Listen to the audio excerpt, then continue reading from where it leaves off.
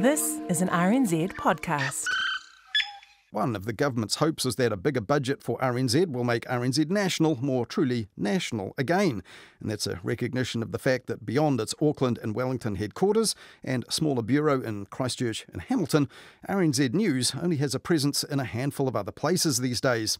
Now, other mainstream media companies have also cut back in the regions over recent decades, which led to the creation of the publicly funded Local Democracy Reporting Scheme back in 2019.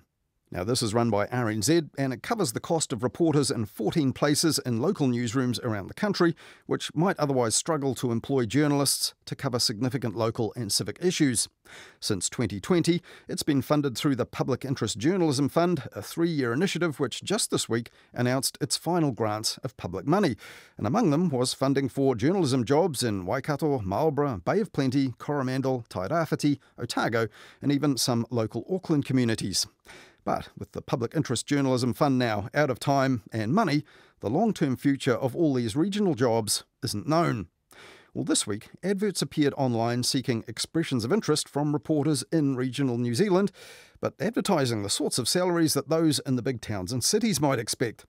Pay rates for senior journalists will be in the $90,000 to $120,000 range, while juniors, they say, will be paid $50,000 to $70,000, along with an employee share scheme, a company car and other benefits, and all that according to the ads for the new Regional News Network.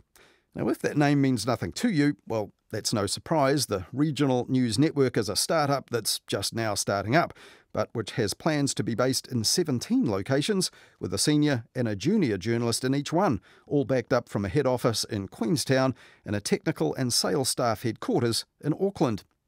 Now, coincidentally, something similar but bigger kicked off in Australia in 2021, news.net.au, with this pitch to its potential clients. Over 1,300 news websites across Australia, delivering a comprehensive coverage that no other media can compete with. One simple media buy, where you can reach nearly every city coast to coast and everywhere in between. News.net is making a special offer to a limited number of international, national, state and local foundation advertisers who have the foresight to seize this great potential and rare opportunity. Now, newsnet.au had some great people involved at the start, and it hired others, but it didn't have enough backing or technical skills and resources to ever fully launch. Well, the business brain behind the new regional news network here is Tim Martin, the former founder of sports streaming services Rugby Pass and Coliseum, and more recently, but just briefly in 2022, the chief executive at the NBR.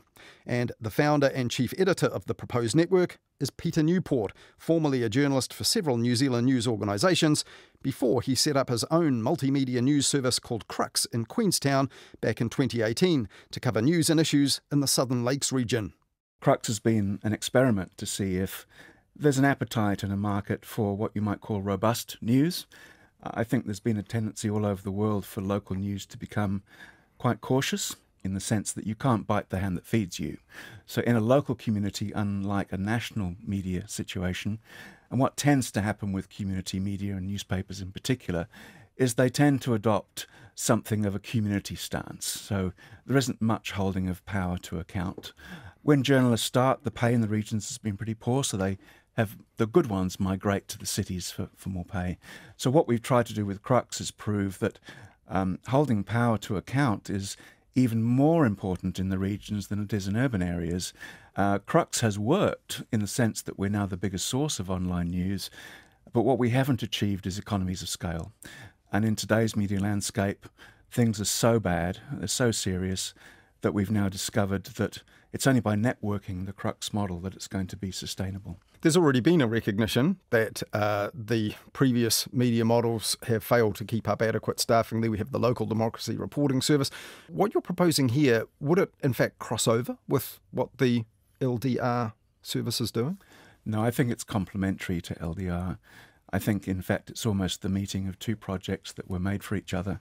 It's been able to recruit what I would call mid-career journalists on salaries that are mid-market. We've discovered in the regions the obstacles to getting information are so severe. I mean, we're outnumbered 8 to 1 by public relations and comms people. It's taken us 4 years to get near the truth with our local council. You're talking about specifically the Southern Lakes area? The Queenstown Lakes District Council. I mean, our battle to get information out of them. So we think what the regional news network will bring to the party is scale and gravitas, mixed with the ethos of the local democracy reporting project, so that journalists, to put it crudely, have more strength, better paid, and they have more resources to keep going at these organisations that simply are not used to being held to account and being asked the tough questions. So you want to set up a national network of outfits like Crux in how many locations around the country? What's your ambition? 17. We've worked it out working with PwC in Auckland. They've done some very advanced modelling looking at how the money moves and testing it quite ruthlessly to see if... And the 17 locations are designed to provide 17 hyper-local platforms like Crux, so nothing in Wellington, nothing in Auckland, nothing in Christchurch, but a senior journalist in each location on very high pay. That's important. Journalists have been underpaid for decades, so our model includes high pay for a senior journalist who in effect becomes an editor. They're not answerable to us as, if you like, the bosses. They are running their own publication. A junior journalist on around 60,000, which again is well above market, and a salesperson. So broadly speaking, that hub costs around $390,000, which is about as cheap, we think, as you can get a viable hyper-local news platform. All the technology, of course, is centralised. The sales are centralised. But those journalists will be producing 40 to 60 stories a day, some of which will only be of interest locally, some of which will be of interest nationally to other regions.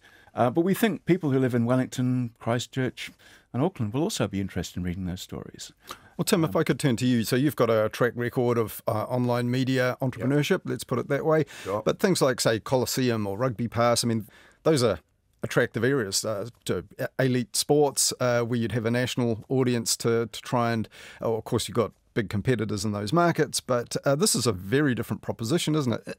Isn't this essentially something where established local media companies like the newspaper chains are struggling to keep going and to employ adequate journalists and do the coverage? I mean, what makes you think that doing this online, you can do this with what Peter's describing, high pay, recruiting good journalists and actually feeding a network of stories that will be nationally significant? I think that is a really strong product in New Zealand. It's probably a stronger product than rugby, with more potential. It has bigger than rugby. Big call in New Zealand to market. That's good. Yeah. I think the right sort of news is. It's certainly got a broader reach, because if things aren't working, private sector money is withdrawn, quality of journalism decreases, you're into a vicious spiral. Strong and independent journalism is a very, it's a pillar of democracy. National or competing newspaper companies right now, let's call them newspaper companies, but online media operations as well, say NZME, with papers in the North Island, and then a national audience for its herald.co.nz, and that, of course, allied to all its radio properties and the other content from that. Then we've got Stuff, I guess the biggest, by some distance, truly national, perhaps our only truly national news country, with journalists up and down the entire country. Even RNZ can't really boast that, even though we're a national journalism operation. And so online, those two brands are huge. They've got massive audiences. Isn't it going to be difficult for a new network to undercut that, particularly if they don't have a presence in the metropolitan areas where a lot of news obviously still comes from? This isn't a home run hit, lay down misère sort of play. There's work to be done. The key to it is hyperlocal journalism is underserved in the regions. We've built a business model that looks to be sustainable financially, and that's really the critical element.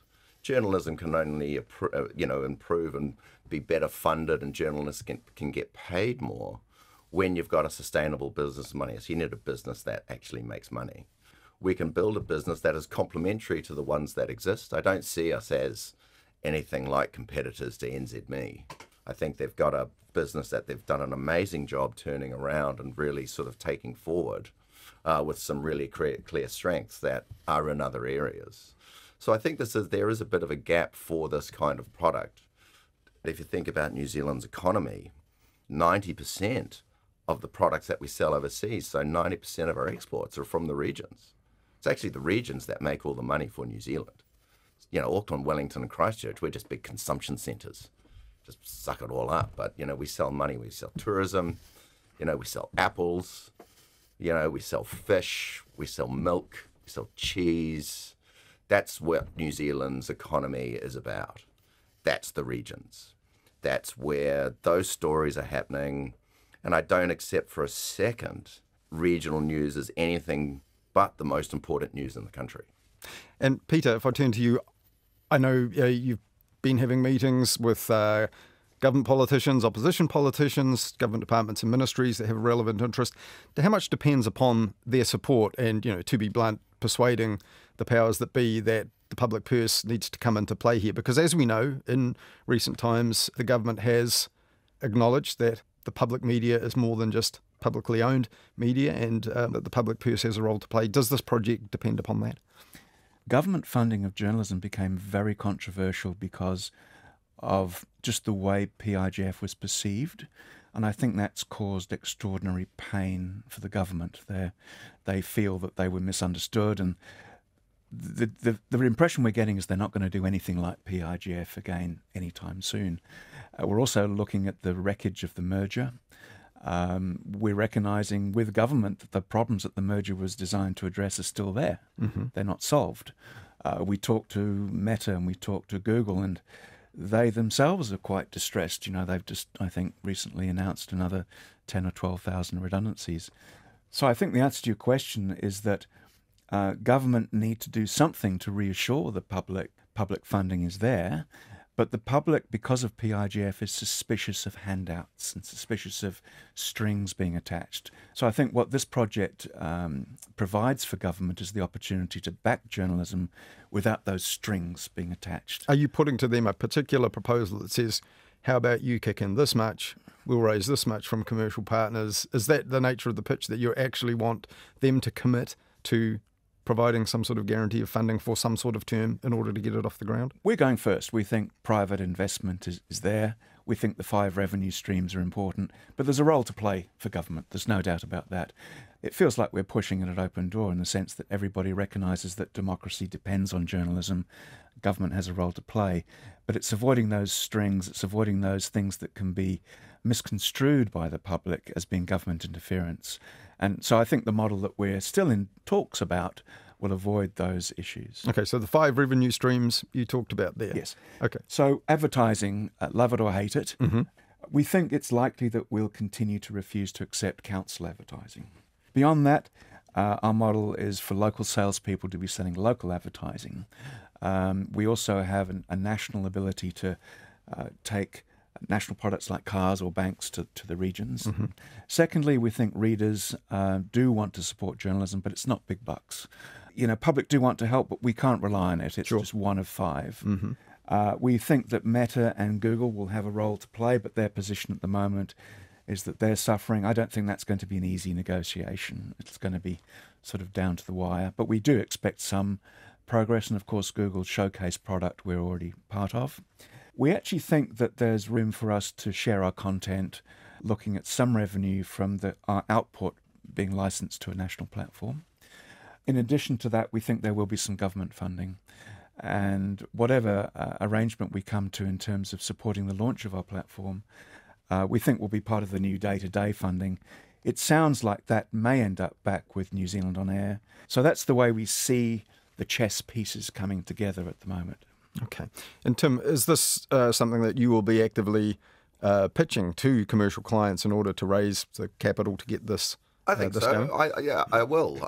We have to present a business case that delivers a good return on investment for any investor. But not as, say, sponsors as well or something like that? No, not as sponsors. I think so. Sustainability is fundamental, so it's around forever and can grow. You know, it needs to make money. I mean, that's how we can, you know, pay and grow the journalism base in the country is, you know, profit. Therefore, you know, money can be reinvested. So it will be an expensive operation. So these will have to be investors who are prepared to, I guess, not expect a return for a little bit of time, at least until very things much better. so. No, Something this is a long-term business play. This is, there's no quick buck about this.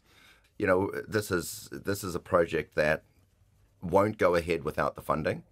If we cannot raise the money, this isn't the sort of project that you can bootstrap and roll out region by region.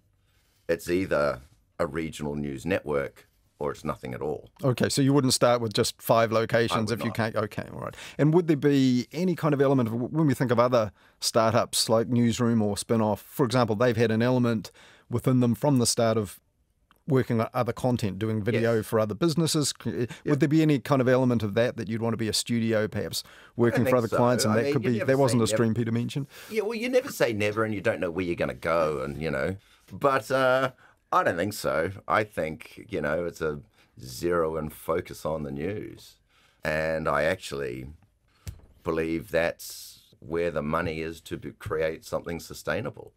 I was at dinner the other night with a very good friend who's really good at picking why businesses will fail. Okay. And he said the exercise you've got to go through is you have to look at every reason why this business will fail. And the bottom line is the biggest risk to this business is that we don't tell good enough stories. We don't tell big enough news. Sure, wouldn't the bigger risk to the business be that you already have media companies operating in those regions? Say NZME, for example, would have salespeople working perhaps mainly for their radio stations in, say, South Island towns and cities of scale. So they'll be, if you start kicking in, doing well, attracting local advertisers and interest in news stories that they don't have online, those two things together, they will sort of target you, and so might the likes of Stuff or other commercial companies. That's not intimidating to me at all. You know what I mean? Like, through all the businesses that I've had up till now, we're always the little fish in the big pond. I think if we just stick to what we're good at and what we're doing that is unique, we'll find a way to exist in the landscape that is complementary to all those guys. I don't think we'd be doing this business if we felt what we're doing is a massive priority for any one of those big media companies. We're not going to succeed. I mean, to your point, if we're fighting on a daily basis NZME, RNZ and Stuff, that's going to be really challenging. What we're setting out to do is cover the sort of areas where they haven't prioritized those areas. We think we can make that work on this low-cost, high-volume model. This is a market of 30,000 regional advertisers spending somewhere between $5,000 to $10,000 a year. Those are the advertising contracts we need to go and get. Those are the ones, and that is connecting local retailers with a local audience through a local platform. I'll turn to you, Peter. If it works as you hope, you get the backing you need, what might this look like to people around the country? Can they expect, for example, in one of these 17 locations, somewhere there will be a building with your organisation's sign on it? Or are we talking about, if you get the journalists you want, they'll be working out of their homes, covering news in whatever ways they can and getting around the place, and there won't be a giant headquarters in Queenstown or elsewhere with a neon sign with the company's name on it? What will it look like to people from the outside? But I think there will be a building in Queenstown. We're going to run the news operation from Queenstown. Tim's going to run all of the commercial and strategic side of the business from Auckland. But we're working with an amazing agency, DNA, who've built some of New Zealand's biggest brands. People will notice us. The design for the cars, the design even for polo shirts is great. Even the little logos that go on microphones have been designed. So it's going to look very fresh, very different. But as Tim says, it's not a product that other people are doing. This is very, very high quality, hyper-local news, right down to street level. It's a very simple name. The agency like it. And this is bringing journalism back to where, in my view, it should be, where we are respected. And it's not a popularity contest. We're not in the community to be popular. We're there to do a job. But what we've discovered with Crux, as long as you can last the distance and stick to your knitting and produce strong journalism, the community loves you. If we can do that, I think we've got a good business on our hands. If we can't do that, well, my mate at dinner was right, and this thing's, up in flames, because no one needs a version of community newspapers which are relatively soft online. Sure. But you will have to persuade investors, won't you, that it would be some time, given the setup costs you're going to need here. Yes. If you employ the sorts of journalists that Peter's been talking about, they are going to have to be patient. There is a pretty ferocious burn rate early. I don't think there's any other way to do it, to make it work. You know, you just can't slowly roll out a national network because you're not a national network. If you're not a national network, I don't think you've got a compelling proposition. Well, Peter, I hesitate to mention this in a way, but you mentioned earlier the government felt a little bruised about that public interest journalism fund and how that fed that perception, or paranoia is another word, about corrupting the media, as if public money hadn't been flowing into public media for decades and decades. But anyhow, do you have to factor in at this point, launching any kind of journalism service at this point, that there is a kind of tide of a bit of cynicism or jaundice about the media? I don't think being a journalist has ever been easy. I think these are just a new set of older problems. Ever since journalism first emerged, journalists have been accused of being biased because, of course, if you don't agree with a journalist, you're going to call it bias, because people have become armchair experts. They say, this isn't news.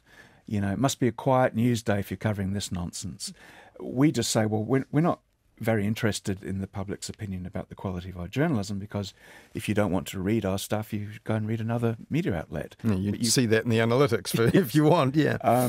So look, the analytics are great. So people do like what we're doing, but yeah, it's a tough time. It's a really tough time, but people love the truth. And if we as journalists work really hard and we don't blink and we just keep doing our job and we absolutely stick to our principles, eventually the public will come on our side. And I have to say I'm encouraged through our meetings with both the government and the opposition, in the sense that they know that what I've just said is true, that good journalism is a fundamental part of democracy. So if you put aside all the arguments about the TVNZ, RNZ merger, all the arguments about Facebook, all the arguments about conspiracy theories, ultimately we need to know what's going on, and we need to trust that source. And the biggest threat I think we have is from public relations and comms people. We can't interview decision makers anymore. In terms of government, though, or opposition that you've been speaking to, as you mentioned, I don't expect you to reveal confidential discussions or anything like that, but is their attitude broadly, sounds great, go ahead, and come back to us when you've proved you can do it, or are they really encouraging you and say, yes, we want to see this set up? Yeah, no, it's strong. Okay. And I think there's lots of reasons for that. I think the failure of the merger means that everybody's looking for something positive. I've had a lot of government meetings throughout my career, but I've never seen such a receptive atmosphere, both with opposition and with government. So I think it's the right thing at the right time. And the regional news network, as Tim's explained, doesn't really threaten the incumbents. It solves a problem. And we need to start to get rid of all of those people out there in the regions who call themselves journalists, but who have no experience of journalism. And they're eating the advertising market by publishing media releases that aren't challenged. Mm-hmm. So if there was ever a time to rediscover proper journalism, now's that time. And perhaps finally, Tim, I'll turn to you. So let's not be like your mate at dinner, envisaging all the reasons a business like this might fail, but say it's a roaring success in 5 or 10 years or something. One example, we've mentioned other startups, albeit not with a regional news focus because there really aren't any of those, but Business Desk was another one that has... It's a great story. Gone through the whole process, established itself, had some support from those public sources of money to employ a few more journalists, and now it's become part of the NZME business empire. Is that an outcome you think is possible for something like this? If you create a viable regional news network that other media have failed to do, one of them might just say, okay, then, and make you an offer. I guess it's possible. Well, the other thing my friend at dinner said is that, the other thing investors are going to be looking for is, one, what's your exit? Mm-hmm. And two, if you don't have an exit's tough in New Zealand for a business like this, mm-hmm. because there aren't a lot of... No template. Well, there's just not a lot of buyers. Mm-hmm. Do you know what I mean? You can count the buyers on half of one hand. And so that's not a great market for an exit necessarily. But all that pressure is taken away if you're profitable. So if you can achieve profit relatively quickly, then you're not spending any money but your own. and the business is sustainable and you're under no pressure to do anything. So if we can achieve profit and carve a niche out for ourselves with an audience that, that exists for the product that we have, then there's no obligation for us to do anything ever. We can just keep going. So 17 locations that you've identified, that's a lot. That's a big network. If you'd asked me to guess at a project like this, I would have picked the number well below that. I mean, for example, I believe commercial radio, when they do their surveys, commercial radio companies, they only really bother surveying, I think, 12 or 13 of the most populous centres, and that probably would include the metro region. So, if you're getting down to 17, you're getting into areas that are relatively small regional centres. Why did you take it down to that level? It's the whole point. The regional news network is designed to reach people who aren't currently properly serviced by strong journalism. Our plan actually is to roll out 8 initially with the senior journalists so that they can then choose their juniors, and those 8 locations can validate the remaining 9. The borders we think might need to be shifted a little bit, but we think there'll be 17 eventually.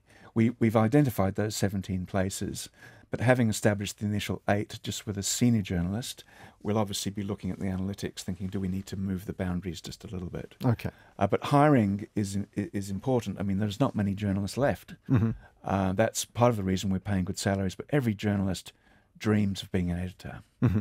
And this even gets better because it's being an editor with all the support of a head office.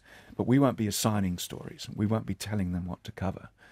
Their journalists will be like we've been in Queenstown with Crux. They'll be choosing their own stories. So it's like being an editor without any of the pain or responsibility. Good pay, good conditions, great standards, but all of the worries about the business side of things and the IT side of things is taken care of remotely. But there will be locations where, as you mentioned, there may not be a lot of journalists left, so you might have to try and persuade some people to actually relocate to areas where they don't actually live, build up their contacts. Yeah. Who doesn't want to go and live in Westport for a year or two? Oh, I would. Yeah, wouldn't be a problem. Depends what you're offering, but it's a valid point. It's a valid point. Yeah, it's a tricky one. It's not as if you can just offer a few dollars more to someone who might be working in a local media outlet and has the contact book all there. Yeah, I think a lot of them will be migrating from urban areas. Journalism's a tough job. And also the urban centres have become very expensive. But I think most importantly, journalists reach a point in their career where they want to do more. They don't want to go into PR and comms. So we're offering a way for them to get more money and do their job properly. Most of us have regional roots. Our families are often from non-urban areas. But I think there's going to be a degree of some journalists holding back to see what our initial output is like. Mm-hmm. So those first 8 hires will be very important. They'll become ambassadors. And of course, because we've perfected this in Queenstown, those 8 initial senior journalists will be spending a lot of time with us learning the systems and how we manage our day and how we choose the strong stories, how we manage the local government meetings and information act, how we strike the balance between being tough journalists but also being friendly to the community.